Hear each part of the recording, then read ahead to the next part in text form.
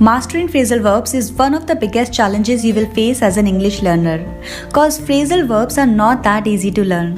Think of yourself, even you're fed up of learning these phrasal verbs. Also, using correct phrasal verb at a correct time is an art. One easily gets tired of learning them again and again. And if you're at a point where you're considering giving up of learning phrasal verbs, you are not alone. Here I am to help you learn some very important phrasal verbs that you actually need while talking in English language. So you don't need to cram myriads of phrasal verbs. You just need a handful of them which are actually important. Why are phrasal verbs important?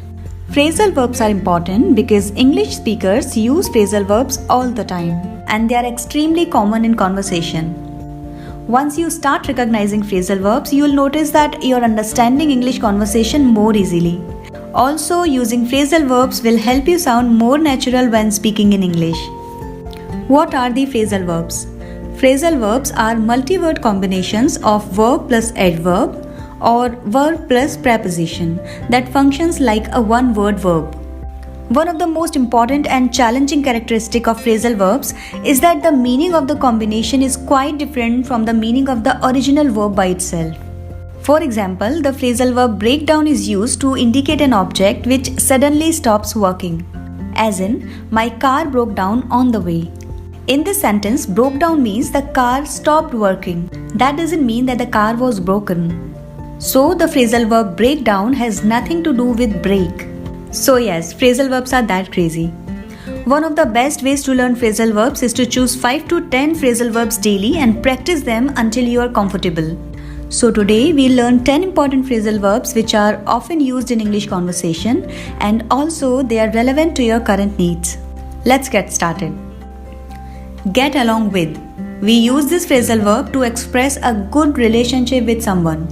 So when you get along with someone, you're friendly or compatible with them. I tend to get along with most of the people I meet, so I'm quite a friendly person. You can also use this phrasal verb in a negative way when you don't have a good relationship with someone or you don't connect with someone. For example, he just doesn't get along with her sister. This sentence means that he doesn't have a friendly relationship with his sister. They don't connect in a good way.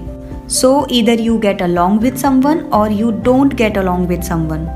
You can even ask a question using this phrasal verb. For example, do you think that they are going to get along with each other? This is like asking, do you think they are going to connect? This is a very easy phrasal verb that you can use to express your relationship with the people. Either you connect with them or you don't connect with them. Come across.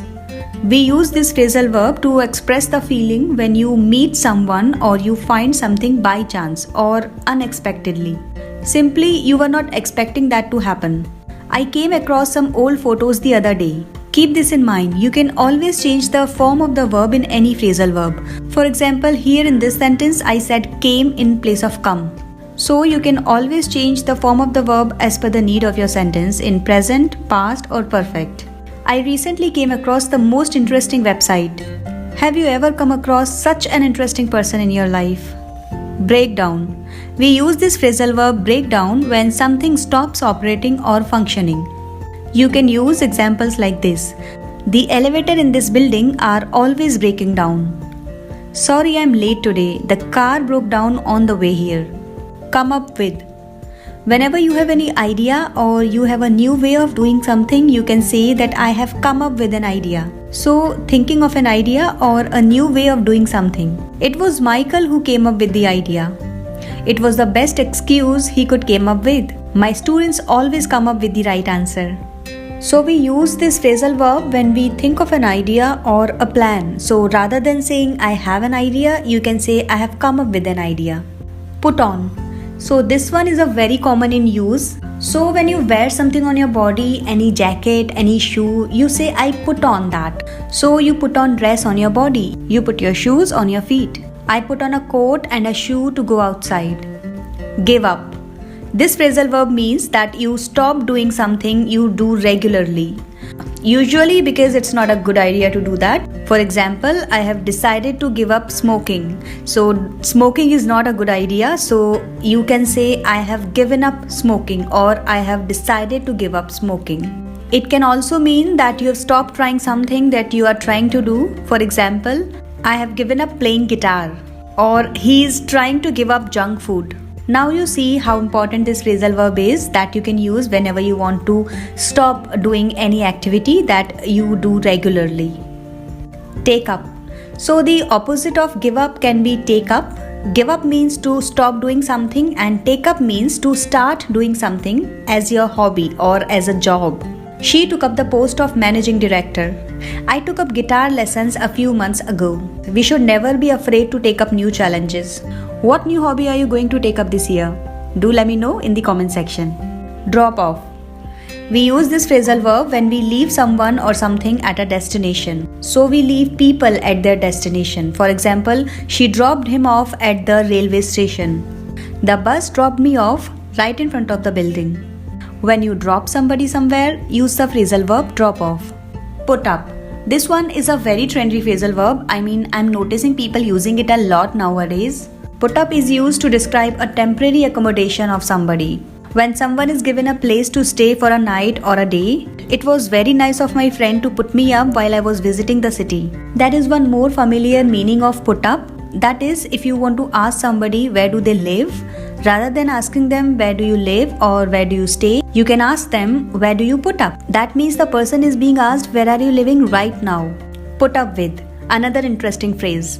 To put up with someone means to tolerate someone. That means the behavior of the person. We might use this phrase to say that someone or something is doing something annoying or frustrating, but we are willing to accept the situation. Tom is very difficult to work with, but we put up with him because he comes up with great ideas. A better way to use this phrasal verb is its negative structure, where you say that you can't put up with something. I can't put up with this. That means that we are not willing to tolerate this situation. I can't put up with you anymore. So when you feel you can't accept a situation, or maybe you can't handle somebody's behavior, you can say I can't put up with you anymore. Guys, if you use these phrasal verbs in your conversation, you will notice a natural fluency in your speaking. I would suggest you to learn these 10 important phrasal verbs and keep repeating them until you get comfortable with them. Very soon I'm gonna upload another list of such phrasal verbs on my channel, so don't forget to subscribe. See you soon!